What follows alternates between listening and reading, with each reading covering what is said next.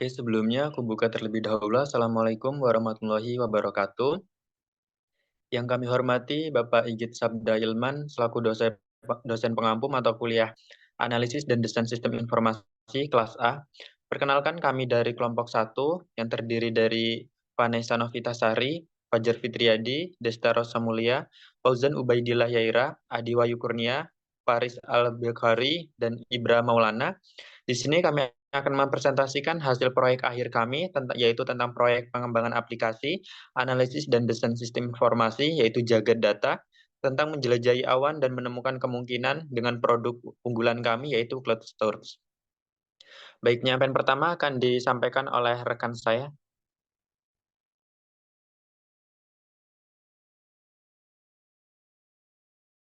Oke, ini latar belakang dari dibuatnya proyek ini adalah dalam era digital, produksi dan pertukaran data yang masif memerlukan penyimpanan file yang efisien dan dapat diakses dari mana saja.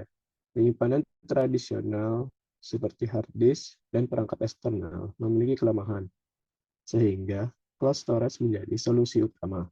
Layanan ini memungkinkan akses file dari berbagai perangkat selama terhubung dengan internet, memfasilitasi kolaborasi efisien antara individu dan tim di berbagai lokasi.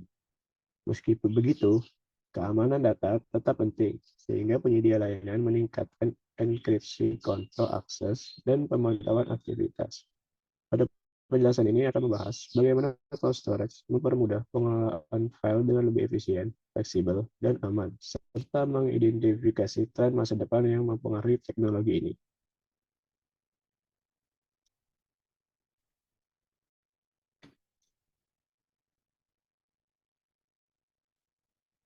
Adapun tujuan dari proyek ini adalah menjelaskan konsep dasar cloud storage, termasuk arsitektur umum dan model layanan.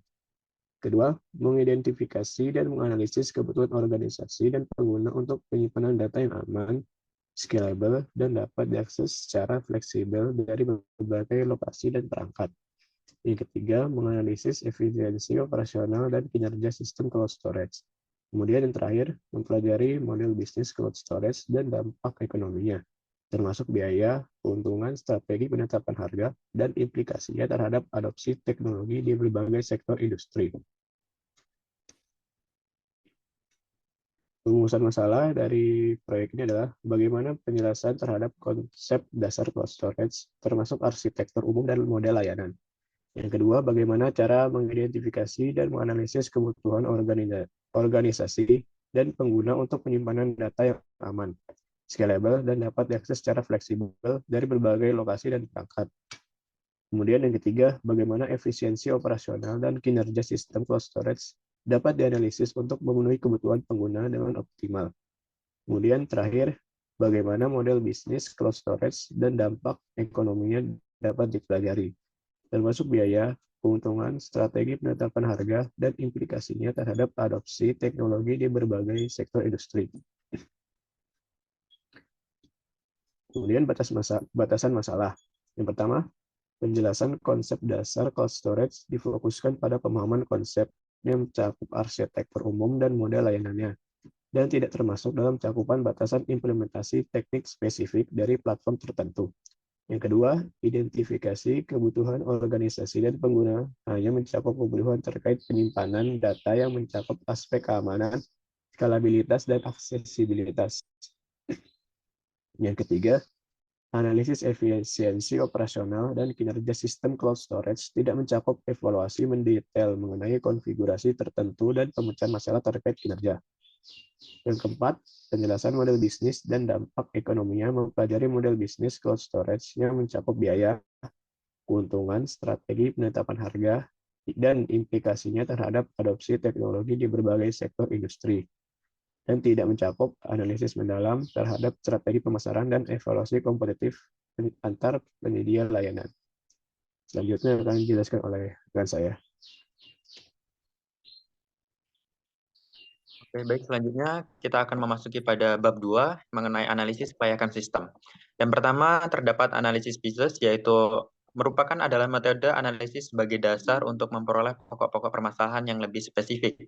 Dalam menganalisis sebuah sistem, biasanya kita akan melakukan beberapa tahapan seperti aspek antara lain seperti analisis kinerja, analisis informasi, analisis keamanan aplikasi, analisis efisiensi, dan analisis layanan. Kita akan membahas satu persatu mengenai beberapa analisis dalam analisis bisnis. Yang pertama, analisis kinerja atau performance. Cluster memiliki beberapa kelebihan dan kegunaan yang membuatnya sangat bermanfaat bagi individu maupun bisnis. Salah satu kelebihannya adalah aksesibilitas yang mudah dapat diakses dari mana saja dan kapan saja selama ada koneksi internet. Memudahkan kolaborasi dan berbagi data. Selain itu, cluster menawarkan skabilitas yang tinggi sehingga kapasitas menyimpan dapat ditingkatkan sesuai kebutuhan tanpa perlu investasi dalam perangkat keras tambahan. Kelemahan dalam analisis kinerja yang pertama yaitu ketergantungan pada koneksi internet. Akses ke data di cloud store memerlukan koneksi internet yang stabil. Jika koneksi internet lambat atau tidak tersedia, akses data akan menjadi terhambat. Yang kedua yaitu masalah privasi dan keamanan. Meskipun penyedia cloud store menawarkan berbagai fitur keamanan, risiko pelanggaran dan data kebocoran informasi tetap ada. Data yang disimpan di cloud store juga berada di bawah kendali pihak ketiga yang dapat menimbulkan kekhawatiran terkait privasi. Selanjutnya ada analisis informasi atau information. Aplikasi cloud store memiliki berbagai kegunaan dalam bidang informasi, termasuk menyediakan platform untuk menyimpan dan mengelola data yang efisien. Memfasilitasi kolaborasi antara individu atau tim dapat pertukaran informasi dan memberikan akses mudah dari berbagai perangkat untuk memfasilitasi kerja jangka jauh dan mobilitas. Sehingga itu, fitur keamanan seperti enkripsi, data, dan kontrol akses membantu melindungi kerahasiaan informasi sensitif. Sementara itu, fitur pemulihan data memungkinkan pemulihan cepat dan kehilangan atau kerusakan file. Kelemahan pada analisis informasi ini yang pertama yaitu adalah kekurangan aplikasi cloud store meliputi risiko keamanan terkait dengan penyimpanan data sensitif secara online dan ketergantungan pada koneksi internet untuk akses data. Next, selanjutnya ada analisis ekonomi atau ekonomi. Sistem cloud store dibuat untuk memudahkan banyak orang, baik personal maupun perusahaan untuk memerlukan penyimpanan file atau dapat bertukar dokumen yang aman dan mudah diakses dari mana saja dengan internet. Data cloud store dapat terlindungi dari kerusakan fisik seperti kehilangan atau pencurian dan lain-lain. Cloud store dapat memudahkan bertukar dokumen dengan fitur-fiturnya akan meningkatkan efisiensi operasional dan dapat memperluas jangkauan perusahaan secara global tanpa harus membangun infrastruktur fisik di lokasi berbeda. Sehingga hal ini dapat membuat biaya yang dikeluarkan lebih sedikit. Kelemahannya yaitu meskipun biaya yang dikeluarkan di awal relatif lebih rendah, akan tetapi sistem ini akan memunculkan biaya operasional yang berkelanjutan untuk dapat mengelola perangkat ini agar tetap dapat digunakan dengan baik, seperti memastikan keamanan dan kepatuhan data yang terdapat dalam lingkungan cloud store, peningkatan fitur-fitur yang dapat dibutuhkan di masa depan. Hal tersebut dapat menambah biaya operasional jangka panjang yang dapat meningkat dan terkendali akan selama sistem cloud store digunakan. Next. Selanjutnya ada analisis keamanan atau security. Dalam penggunaan cloud store diwajibkan memiliki tingkat keamanan yang tinggi karena akan berlangsung tanggung jawab atas penggunaan data. Terdapat dua jenis kontrol yang dapat dilakukan. Yang pertama yaitu adalah kontrol akses. Analisis kontrol harus mempertimbangkan bagaimana sistem mengelola akses data seperti autentikasi dan autorisasi untuk memastikan bahwa hanya orang yang berwenang yang dapat mengakses data. Yang kedua adalah kontrol data. Analisis kontrol yang harus mempertimbangkan bagaimana sistem mengelola data seperti penghapusan data yang tidak diperlukan untuk memastikan bahwa data tidak tercampur atau rusak. Kelemahan dalam analisis ini yaitu penyimpanan data di web store rentan terhadap perentasan dan pembobolan jika layanan cloud store dicoba untuk diamankan infrastrukturnya dengan teknologi terkini, tetapi jika pelanggaran terjadi dapat menimbulkan ketidaknyamanan bagi pengguna. Kelemahan yang kedua yaitu penyimpanan data di pihak ketiga rentan pencurian dan kegagalan perangkat keras, sehingga penggunaan harus memastikan keamanan data dengan menggunakan tools dan protokol keamanan yang tepat. Next. Selanjutnya ada analisis efisiensi atau efisiensi. Cloud store semakin populer bagi individu dan organisasi untuk menyimpan dan mengakses data secara daring karena menawarkan skabilitas dan aksesibilitas keamanan yang efisiensi. Efisiensi biaya memudahkan backup dan pemulihan serta kolaborasi yang lebih baik. Pengguna dapat menyesuaikan kapasitas penyimpanan sesuai dengan kebutuhan tanpa investasi besar dan infrastruktur fisik. Mengakses data dari mana saja dengan koneksi internet dan memanfaatkan infrastruktur yang ada dan rentan dari penyediaan layanan. Selain itu, biaya penyimpanan berdasarkan pemakaian lebih fleksibel, proses backup menjadi lebih sederhana, dan kolaborasi antar pengguna baik dalam satu organisasi maupun lintas organisasi menjadi lebih mudah. Kelemahannya yaitu meskipun cluster menawarkan banyak keuntungan, ada beberapa kelemahan yang perlu dipertimbangkan. Yang pertama yaitu ketergantungan pada koneksi internet dapat menghambat akses data, terutama di era karena data disusun di pihak ketiga, sehingga penting untuk memilih penyedia yang andal dan memahami kebijakan privasinya. Next, yang terakhir yaitu ada analisis layanan atau service. Oke, sebagaimana yang telah disampaikan dari analisis sebelumnya, bahwa cluster merupakan software penyimpan online yang mana memberikan layanan utama sebagai tempat penyimpanan data secara online. Data yang tersimpan di dalam cluster dapat diakses dari berbagai macam device seperti komputer dan perangkat mobile seperti ponsel pintar. Untuk kelemahannya yaitu semua yang berkaitan dengan cluster merupakan akses online terhadap sebuah penyimpanan virtual yang dimana dibutuhkan data internet yang melakukan akses terhadap cluster tersebut. Salah satu kelemahan cluster yang terlihat apabila sebuah device yang diakses cluster tidak memiliki kecepatan internet yang memadai atau bahkan memiliki backup cukup paket internet yang melakukan unduhan dan unggahan di data cluster, kemungkinan cluster merupakan penyimpanan data secara online, maka penyedia layanan pasti memiliki hardware berupa server sebagai pusat penyimpanan datanya. Materi selanjutnya akan disampaikan oleh rekan saya. Materi selanjutnya yaitu analisis SWOT.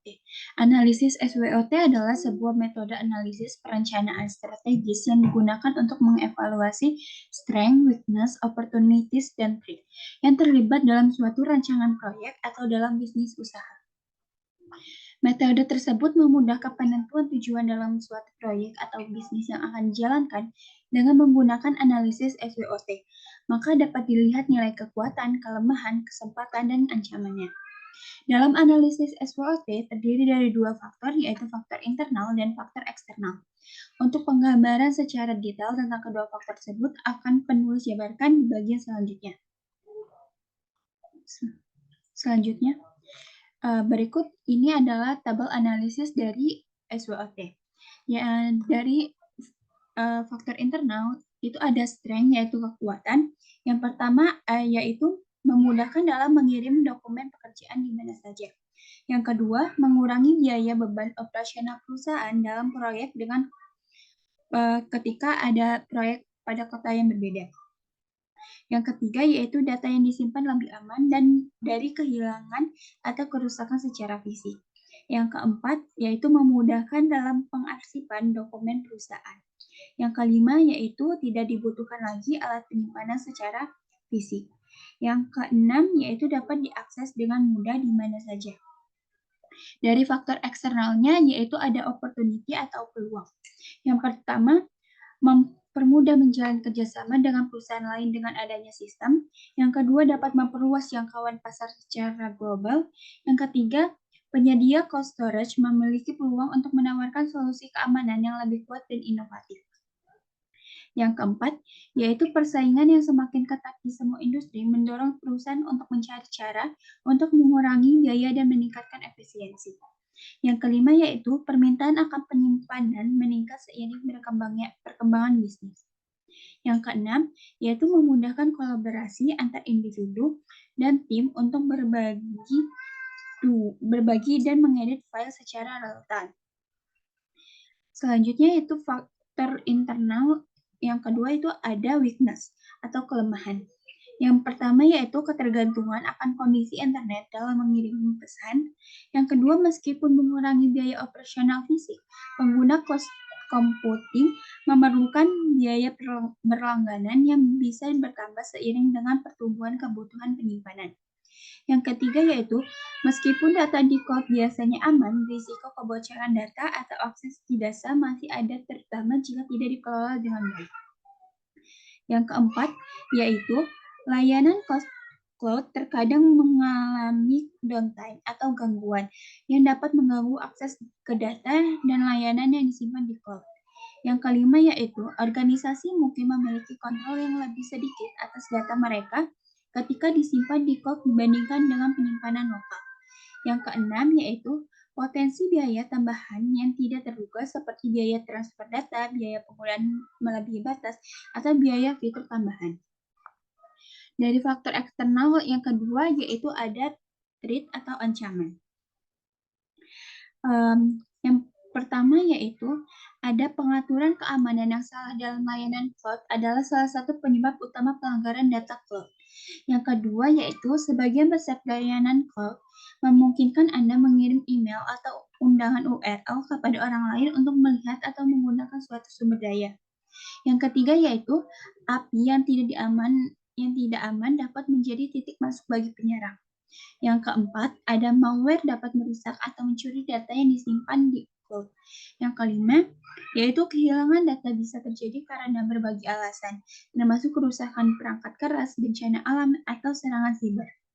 Yang keenam, ada ancaman dari dalam organisasi bisa berupa penyalahgunaan hak istimewa, muter yang dikompromikan, dan VPN. Akun bersama, akun istimewa, dan akun layanan. Selain itu juga dari faktor-faktor tadi itu kita dapat mendapatkan strategi SO. Yang pertama yaitu dengan mudahnya dalam mengirim dokumen pekerjaan di mana saja, hal ini dapat mempengaruhi kerjasama antar perusahaan secara global. Yang kedua yaitu data yang disimpan akan aman dari kehilangan atau kerusakan secara fisik sehingga menjadi solusi untuk keamanan yang lebih kuat dan inovatif. Yang ketiga, dengan menyediakan fitur pengelolaan data yang canggih dapat memungkinkan kolaborasi antar tim untuk mengedit file secara real time. Yang keempat yaitu tidak membutuhkan penyimpanan secara fisik akan mendorong perusahaan dalam mengurangi biaya dan peningkatan secara efisien. Yang selanjutnya yaitu ada strategi ST atau strength trade. Yang pertama yaitu dalam mengatasi akun yang aman dapat digunakan mengelola dokumen yang baik, sehingga data yang disimpan lebih aman dari kehilangan atau kerusakan secara fisik. Yang kedua yaitu beberapa hal menyebabkan ketidakamanan pada perangkat yaitu sering berbagi email ke semua pengguna, tetapi hal ini dapat memudahkan pengguna dalam menggunakan cloud storage.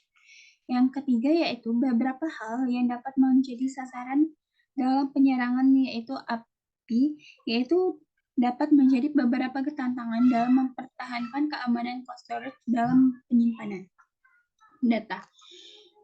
Selanjutnya ada strategi WO. Strategi WO yang pertama yaitu mengelolakan kelemahan ketergantungan internet dengan menawarkan solusi penyimpanan offline sementara yang disinkronkan ke cloud saat terhubung. Yang kedua yaitu mendapatkan sertifikasi keamanan siber yang diakui dan mengkomunikasikan praktik keamanan data yang ketat kepada pengguna.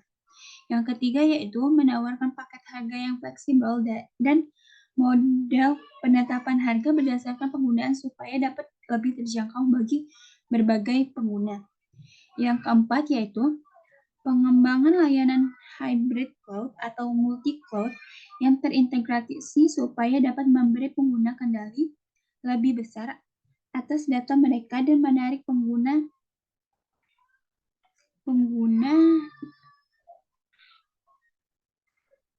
yang menginginkan fleksibilitas.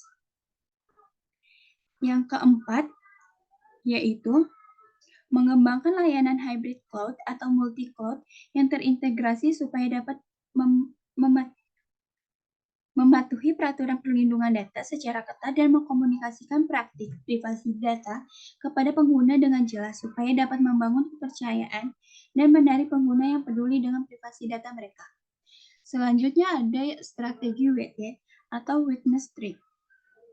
Yang pertama yaitu menerapkan kebijakan keamanan ketat dan memberikan pelatihan rutin untuk mengurangi resiko kebocoran data dan ancaman dari dalam organisasi.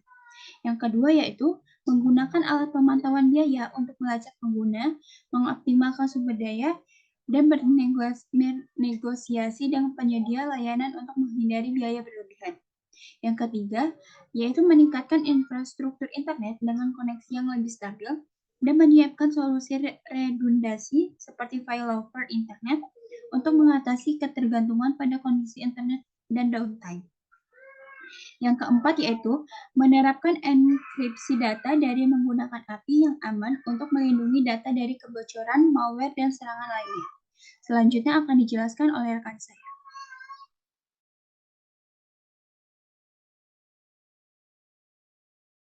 Selanjutnya adalah analisis faktor internal dan eksternal menggunakan IFAS dan EFAS. Analisis IFAS dan EFAS merupakan pengolahan faktor-faktor strategis pada lingkungan internal dan eksternal dengan memberikan pembobotan dan rating pada setiap faktor strategis. Faktor strategis adalah faktor dominan dari kekuatan, kelemahan, peluang, dan ancaman yang memberikan pengaruh terhadap kondisi dan situasi yang ada dan memberikan keuntungan positif bila dilakukan tindakan positif. Next.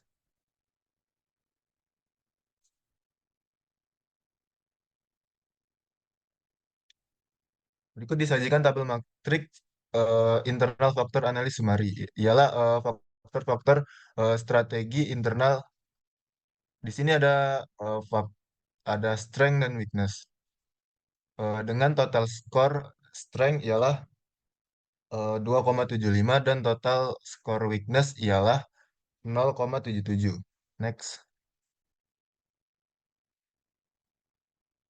Selanjutnya adalah tabel matriks eksternal faktor analis sumari dengan total score opportunity ialah 2,75 dan total score trade adalah 0,77. Next. Selanjutnya disajikan diagram SWOT. Di sini menunjukkan hasil dari analisis IFAS dan EFAS yang mana dengan nilai strength 2,70, weakness 1,05, opportunity 2,75 dan trade 0,77. Sehingga dihasilkan nilai selisih antara strength dan weakness ialah plus 1,65 dan nilai selisih antara opportunity dan trade adalah plus 1,98. Berdasarkan hasil tersebut dapat digambarkan dalam diagram SWOT sebagai berikut. Selanjutnya akan dijelaskan oleh teman saya.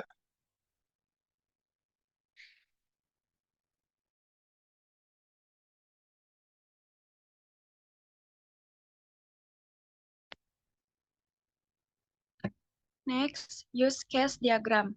Diagram tersebut menggambarkan dua aktor utama, yaitu user dan admin. User adalah pengguna biasa yang memiliki akun cloud storage dan dapat melakukan tugas-tugas seperti upload, download, edit, dan share files. Admin adalah pengguna yang memiliki akses lebih untuk mengelola sistem, seperti mengelola pengguna, memantau sistem, dan melakukan pembaruan sistem. Setiap use case, yaitu upload file, download file, share file, edit file, manage user, monitor sistem, backup data, dan upgrade sistem, mewakili tugas-tugas yang dapat dilakukan oleh aktor. Garis yang menghubungkan aktor dengan use case menunjukkan bahwa aktor tersebut dapat melakukan tugas tersebut. Boleh di next.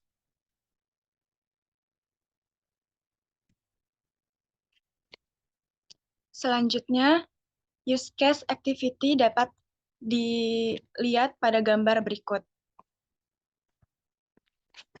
Dimulai dari login dan memasukkan password, lalu upload file. Maksudnya select dokumen, upload file, dan cloud storage dapat digunakan secara maksimal. Selanjutnya dapat dijelaskan oleh rekan saya. Baiklah, selanjutnya user interface. Yang awal yaitu login. Pada awal pembukaan website atau aplikasi, para pengguna akan ditampilkan menu untuk login terlebih dahulu. Terdapat beberapa menu untuk memastikan alamat email dan kata sandi yang telah terdaftar untuk akun cold storage mereka. Namun jika mereka melupakan email atau sandi yang telah terdaftar, mereka dapat mengatur ulang melewati menu Forgot Your Password untuk memulihkan alamat akun mereka. Bagi para pengguna baru, mereka dapat melakukan registrasi terlebih dahulu, yaitu dengan menekan menu Register, yang kemudian akan diarahkan ke tampilan kedua, yaitu pemilihan akun. Jika sudah memilih akun untuk login ke cold storage, maka mereka dapat kembali ke menu login seperti gambar yang tertera ini.